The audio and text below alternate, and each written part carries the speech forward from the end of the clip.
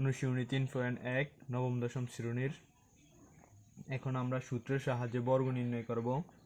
2a plus 3b এর বর্গ নির্ণয় করব। এর বর্গ নির্ণয় করব এর বর্গ নির্ণয় করব। এখন আমরা 2a প্লাস 3b এর বর্গ নির্ণয় করতে হলে আমাদের আগে জানতে হবে a প্লাস b হোল স্কয়ারের সূত্র। a প্লাস b হোল স্কয়ারের সূত্র। আমরা a প্লাস b হোল স্কয়ারের সূত্র আমরা আশা করি সবাই সপ্তম এবং অষ্টম শ্রেণীতে জেনে এসেছো। a plus b whole square, তবু আমরা বলে দিই যে a প্লাস b হোল স্কয়ারের সূত্র হলো a square plus 2ab plus b square. তাহলে আমরা এটা সূত্রের সাহায্যে বর্গ নির্ণয় করব। 2a plus 3b whole square.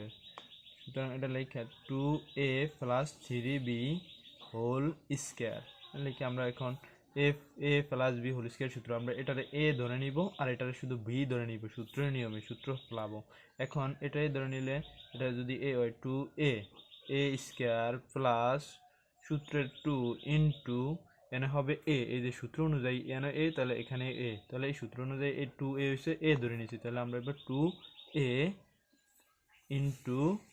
Into হবে b 3, এই 3b রে আমরা b ধরে নিয়েছি, তাহলে 3b plus b square 3b whole square, তাহলে 3b হোল স্কয়ার।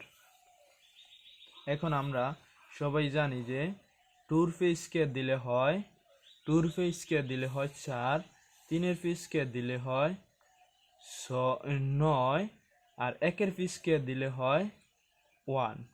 মানে কি 1 এর স্কয়ার মানে হলো 1 দুইটা, 1 পূরণ 1, আর 2 এর স্কয়ার হলো মানে কি 2 পূরণ 2, 2 দুইটা, তো 2 দুগুণ হবে 4 এরম। আর 3 এর স্কয়ার মানে হলো 3 3 দুইটা, যেমন 3 পূরণ 3 এই এরম 9। ওর 4 এর স্কয়ার দিলে আমরা জানি 4 হচ্ছে দুইটা, 4 পূরণ 4 সমান হবে 16।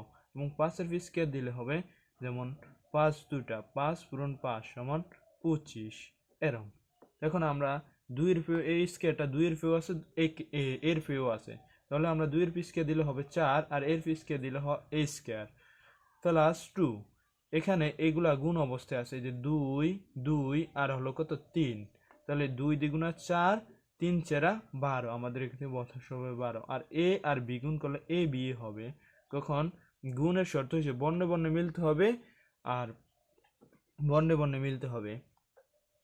তখন আমরা a আর b মিলে না, তখন a বয় দেব, b বয় দেব, তাহলে এই গুণ করলে এটা a b হবে। আর প্লাসের প্লাস প্লাস 3 এর স্কয়ার দিলে আমরা জানি 9 আর b স্কয়ার কাট কর।